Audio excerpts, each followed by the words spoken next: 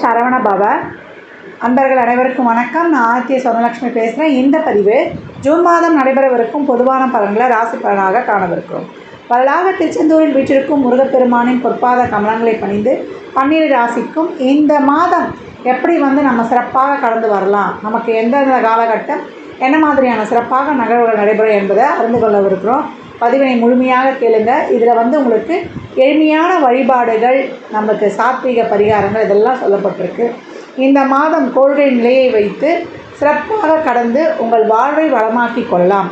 இந்த மாதம் காணப்படக்கூடிய கிரகங்கள் பார்த்திங்கன்னா, மேஷத்தில் செவ்வாய், ரிஷபத்தில் குரு சுக்கிரன், சூரியன் புதன், கன்னியில் கேது, கும்பத்தில் சனி, மீனத்தில் ராகு பகவான்.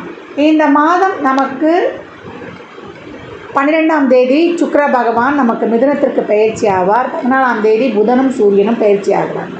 இந்த சூரியன் புதன் சுக்கிரன் தான் ரிஷபம் மிதுனன்றதில் பயிற்சி ஆகிறாங்க. பெரும்பாலும் இந்த மாதம் அனைத்து ராசிக்குமே சிறப்பாகவே இருக்குது. அதனால் அனைவருமே உங்களுடைய முயற்சியை மட்டும் கைவிடாதீங்க. ஏற்கனவே ராகு கேதுவும் இந்த மாதிரி இடத்துல தான் உட்காந்துருக்காங்க. உங்களுக்கு கோச்சாரத்தில் நம்ம என்னென்னலாம் இப்போ நம்ம எதிர்காலத்துக்காக முயற்சிகள் போடுறோமோ அதெல்லாம் நமக்கு பல மடங்கு ரிசல்ட் கொடுக்கும். அதனால் நம்முடைய குறிக்கோளையும் லட்சியங்களையும் நோக்கி வேகமாக பயணித்து வெற்றியை விரைந்து பெற்றிடலாம். சிம்ம ராசி சிம்ம லக்னத்திற்கான பலன்களை காணவிருக்கிறோம். இது காலச்சக்கரத்தின் 5ஆம் இடம். இந்த இடத்தில் காணப்படக்கூடிய நட்சத்திரங்கள் மகம் 4 பாதங்கள், பூரம் 4 பாதங்கள், உத்திரம் 1ஆம் பாதம் இருக்குது. சிம்ம ராசிக்கு ரொம்ப கவனமாக இருங்க. 10ல் குரு வந்துட்டாரு, பதவி பறி போயிடுமா, அதுக்கப்புறம் எங்களுக்கு 2ல் கேது, 8ல் ராகு, அப்புறம் 7ல் கண்டக சனியாக பயணிக்கிறார். இப்படி பயமுறுத்தி கொண்டே இருந்த காலங்கள் போய் இந்த மாதம் சிம்மம் சீரும் கர்ஜிக்கும் அப்படின்னு சொல்லலாம். என்னம்மா சிம்மராசி சிம்ம லக்னத்துக்கு தான் அந்த பலன் சொல்கிறீங்களா அப்படின்னு கேட்குறவங்களுக்குலாம் அருமையான கிரக நகர்வுகள் அட்டகாசமான பலன்கள் அப்படின்னு சொல்லலாம். ஏன்னா அந்த அளவுக்கு முத்தாய்ப்பாக இருக்குது அப்படின்னு சொல்லலாம். ராசி அதிபதி திக்பலம் ஆகிடுறாரு மாத ஆரம்பத்தில். அதுக்கப்புறம் அவர் 11 என்ற லாபஸ்தானத்தில் பயணிக்கிறார்.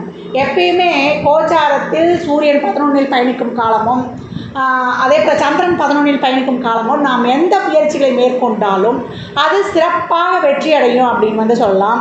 இந்த காலகட்டம் உங்களுக்கு அனைத்தும் தெரியாத பலன்கள் அப்படின்னு சொல்லலாம். ஏன்னா ஏற்கனவே இந்த வருடத்தின் அதிபதியே செவ்வாய், உங்களை பொறுத்த வரைக்கும் பாக்கியாதிபதியாகவும் அவர் செயல்படுகிறார். அவர் இந்த மாதம் ஆட்சி நிலையை அடைகிறார். இதுக்கு முன்னாடி நமக்கு 8ல் இருந்து மறைந்து இருந்தார். ராகுவோட இருந்து நிறைய உபத்திரங்கள் என்னென்ன பண்ணணுமோ அதெல்லாம் கொஞ்சம் ஜாஸ்தியாகவே இருக்குது, அதிகமாகவே இருக்குது, சொல்ல முடியல அப்படின்னு போன மாதம்லாம் நம்ம ஒரு அங்கலாய்த்து கொண்டிருந்தோம். இந்த மாதம் பாக்கியாதிபதி ஆட்சி நிலையில் ரொம்ப சிறப்பாக அமர்ந்திருக்கிறார் அப்படின்னு சொல்லலாம். அதை தாண்டி 7ல் சனி, அவர் கலத்திர காரகனும் கூட. அதனால் இந்த காலகட்டம் தொழிலுக்கு அது 10ஆம் இடம். 10ஆம் இடத்துக்கு 10ஆம் இடம். தொழில் நல்லா சிறப்பாக இருக்கும். இந்த தொழில் 10ல் குரு வந்தால் பதவி பறி போயிடுமான்ற லாஜிக்கு உங்களுக்கு ஒர்க் அவுட் ஆகாது. எல்லா ராசிக்குமே அது ஒர்க் அவுட் ஆகுமானா இது இங்கே யோசிக்க வேண்டிய கேள்வி அப்படின்னு சொல்லலாம். சிம்மராசியை பொறுத்த வரைக்கும் 5, 8 கூடியவர் பூர்வ புண்ணியாதிபதி 10க்கு வந்தால் சிறப்பு தானே. 8 என்பதும் தொழில் ஸ்தானத்திற்கு லாபஸ்தானம் தான். அதுவும் 10க்கு வரதுனால நமக்கு கவலை கிடையாது. இதுக்கு முன்னாடி செய்த முயற்சிகள், எப்பயோ போட்ட முயற்சிகள் இதெல்லாம் உங்களுக்கு பயன் கிடைக்கும். தொழில் சிறப்பு, பதவி உயர்வு உண்டு. உங்களுடைய தொழிலில் ஒரு படி நீங்கள் மேலே உயர்வீங்க. உங்களுடைய முயற்சிகள் கை கொடுக்கும். இந்த மாதம் அதற்கேற்றாற் போல் கிரகங்கள் 10ல் ஒரு கூட்டணியாக இருக்குது. ஒரு 4 கிரகம் லாபாதிபதி, அதே போல் சூரியன் ரொம்ப சிறப்பாக இருக்கார். சூரிய புத ஆதித்ய யோகன், சூரியன் சுக்கிரன் அது ஒரு சிறப்பான யோகம். அப்புறம் குரு சுக்கிரன், அப்புறம் புதன் குரு, இப்படின்னு இந்த 4 கிரகங்களும் ரொம்ப சிறப்பாக இருக்குது. லாபாதிபதி, அதே போல் லக்னாதிபதி, தொழில் ஸ்தானாதிபதி சுக்கிரன் மாளவியா யோகத்தை கொடுத்துட்டாரு. நல்லா ஜம்முன்னு வாழ்வப்பா, சுகமாக வாழ்வப்பா அப்படின்ட்டாரு. அது காலச்சக்கரத்துக்கு 2ஆம் இடம். தன வருவாய் நல்லா இருக்கும். பணமே இல்லை, 2ல் உட்காந்து கேது எங்களுக்கு வருவாயே முடக்கிட்டாருமா அப்படின்னு சொன்னவங்களுக்கு கூட, தொழிலே இல்லைம்மா அப்படின்னு சொன்னவங்களுக்கு கூட இந்த காலகட்டம் தொழில் நிச்சயம் உண்டு. அதனால் மொத்தமாக வராட்டாலும் கணிசமாக ஒரு தொகை வந்ததுமா அப்படின்னு சொல்லக்கூடிய ஒரு சிறப்பான நிலையை எட்டுகிறார்கள் சிம்ம ராசி லக்னக்காரர்கள் அப்படின்னு சொல்லலாம். இது வரைக்கும் மாணவர்களுக்கு ரொம்ப அருமை. நல்ல மார்க்குமா, இல்லை ஏதோ ஒரு தோராயமான மதிப்பெண் எடுத்திருந்தாலும் ஒரு கவர்மெண்ட் சீட்டே கிடச்சிருச்சுமா அப்படி எண்ணி ஒரு மகிழக்கூடிய ஒரு சிறப்பான வாய்ப்பு. கடல் கடந்த கல்விக்கு நீங்கள் செல்லலாம். அதற்கான லோன் வங்கிகளில் கிடைப்பது ரொம்ப அருமை. அதேபோல் திருமண பாக்கியம் இதெல்லாம் தசாபுதிலாம் ரொம்ப சிறப்பாக இருந்ததுன்னா 7 சனி இருந்து தடையெல்லாம் பண்ணாது. அது ஒரு காலத்தில் காரக கிரகம் தான். உங்களுக்கு ஏற்கனவே வந்து 2ஆம் இடத்தை குரு பார்த்து கொண்டிருக்கிறார். குடும்பம் கண்டிப்பாக அமையணும். குடும்பத்தில் எதனா ஒரு தடைகள் இருக்குது, இல்லை இது வரைக்கும் எனக்கு வந்து குடும்பத்தில் ஒரு பேச்சு என்னுடைய பேச்சு எடுபடல, எனக்கு செல்வாக்கு இல்லை அப்படின்றவங்களுக்கா இந்த காலகட்டம் உங்கள் பேச்சையும் சரி சொல்லு என்ன கேட்கலாம் அப்படின்ற ஒரு நிலை உண்டாகும் அப்படின்னு வந்து சொல்லலாம். அதே போல் 4 என்ற இடத்த பார்க்குறாரு. தாய் வழி உறவுகளுடன் இருந்த அந்த பிணக்குகள்லாம் நீங்கும். இது வரைக்கும் ஒரு பிரச்சனையாக இருந்ததுனாலும் இப்போ அந்த காலகட்டம் நமக்கு அந்த பிரச்சனைகள் தீரும். மாணவர்களுக்கு வந்து கேட்ட கல்வி நிறுவனங்கள்லேயே சீட்டு கிடைப்பது. நான் பயந்துக்கிட்டு இருப்பீங்க, இந்த காலேஜ் கிடச்சிருமா, மார்க் எடுத்துட்டுனா கட் ஆஃபில் எப்படி போயிடுமா அப்படிலாம் கலங்கி கொண்டு இருந்தவங்களுக்குலாம் அருமையாக கிடைக்கும். நம்பவே முடியாது. உங்களால் எல்லோரும் பணம் கொடுத்து தான் வாங்கணும்னு சொல்லியிருப்பாங்க. ஆனால் உங்களுக்கு அசால்ட்டாக கிடச்சிரும்னு சொல்லலாம். இந்த காலகட்டம் வந்து முதலீடுகள் உருவாகும் அப்படின்னு வந்து சொல்லியாச்சு. அதை ஒரு தங்கத்திலேயோ இல்லை ஒரு நிலத்திலேயோ அந்த காலகட்டம் முதலீடு செய்து கொள்வது சிறப்பு. பூர்வீக சொத்தில் அந்த பிரச்சனைகள்லாம் நீங்கும். பூர்வீக சொத்துக்கள் கைக்கு கிடைக்கப்பெறும். கடுமையான ஒரு உழைப்பை மட்டும் இங்கே எதிர்பார்க்குறது கிரகங்கள் அப்படின்னு சொல்லலாம். தந்தையின் உடல் ஆரோக்கியத்தில் கொஞ்சம் கூடுதல் கவனம் எடுத்துக்கோங்க. அதே போல் இது வரைக்கும் வந்து ஒரு சொத்துலலாம் வழக்கெல்லாம் இருக்குது அப்படின்னா அந்த வழக்குகள் அதெல்லாம் ஒரு தீர்வு கிடைப்பது. நல்ல ஒரு பேர் புகழ் பதவி அங்கீகாரம் இதெல்லாம் உங்களுக்கு கிடைப்பது ரொம்ப சிறப்பாக இருக்கும். பெண்களுக்கு வேலை பளு கூடினாலும் உங்களுக்கான ஒரு அங்கீகாரம் கிடைக்கும். எந்த பிரச்சனைகளாக இருந்தாலும் பேசி தீர்த்து முடிக்கக்கூடிய ஒரு நல்ல ஒரு மனோநிலையும் ஒரு ஆரோக்கியமான அறிவு நிலையும் இந்த காலகட்டம் உங்களுக்கு இருக்கும் அப்படின்னு வந்து சொல்லலாம். அதை தாண்டி இந்த காலகட்டம் வந்து வண்டி வாகன யோகம், அதை மாற்றுறது, சொந்தமாக ஒரு சொத்து அமையும். 9 வந்துட்டார் செவ்வாய். சொத்து வாங்க விற்க நிலையான சொத்தை கொடுத்துருவார். ஒருத்தருக்கு வந்து ஒரு ப்ராப்பர்ட்டி அமையணும் அப்படின்னா செவ்வாய் சம்மந்தம் பண்ணும். இப்போ செவ்வாய் தசை நடக்குது, அந்த காலகட்டம் வந்து நம்ம ஒரு சொத்து வாங்குகிறோம் அப்படின்னா அது நிலையான ஒரு வேல்யூபிளாக நல்லாயிருக்கும். இந்த காலகட்டம் வாங்கக்கூடிய இடம் வந்து நல்ல ஒரு மெயினில் வாங்குவீங்க. நல்ல ஒரு வேல்யூபிளான இடமா இருக்கும்.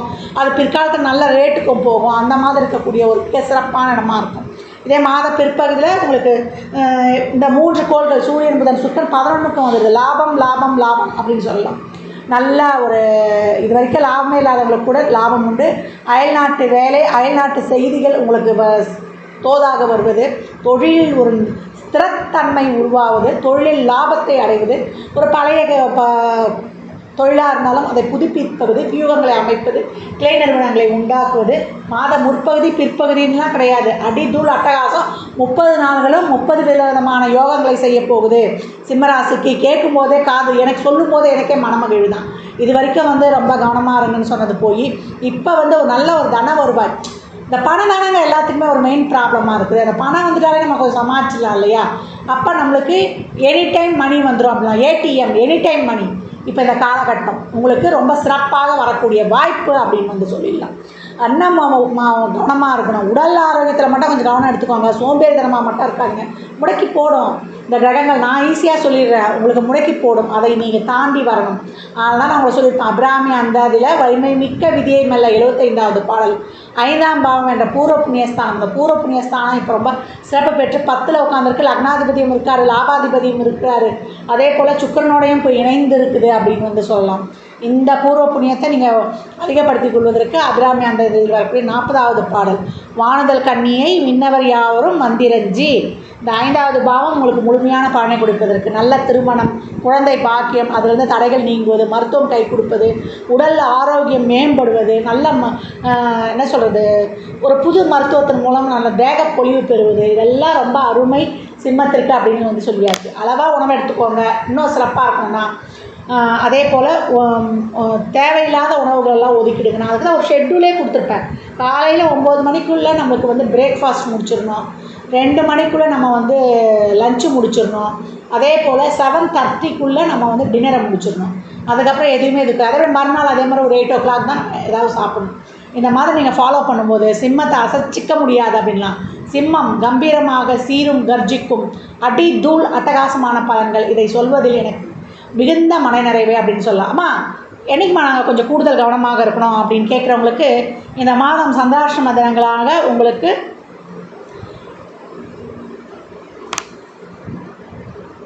சந்திராஷ்டம தினங்களாக இந்த மாதம் 3, 4 ஜூன் அன்றைய தினங்களில் வந்து ரொட்டீன் வேலையை செய்யுங்க. புதுசாக எதையும் முயற்சிகள் செய்ய வேண்டாம். முடிவுகள் எடுப்பதிலையும் பணம் சார்ந்த விஷயங்கள்லையும் விலையுயர்ந்த பொருள்களையும் கவனமாக கையாளணும். ஏன்னா 8க்கு சந்திரன் வந்துட்டார். கொஞ்சம் அனைத்திலும் கொஞ்சம் விழிப்புணர்வாக இருந்து கொள்வது ரொம்ப சிறப்பு. அதனால் சந்திராஷ்டமம் அப்படியே பயந்து நடுங்க வேண்டிய அவசியம் இல்லை. விநாயகருக்கு ஒரு தீபத்தை போடுறீங்க, ஒரு டம்ளர் பாலில் நாட்டு சர்க்கரையை கலந்து வைக்கிறீங்க, அதை சாப்பிட்டுட்டு போகிறீங்க, அந்த சந்திராஷ்டமமும் உங்களுக்கு சகல யோகங்களை தரும்.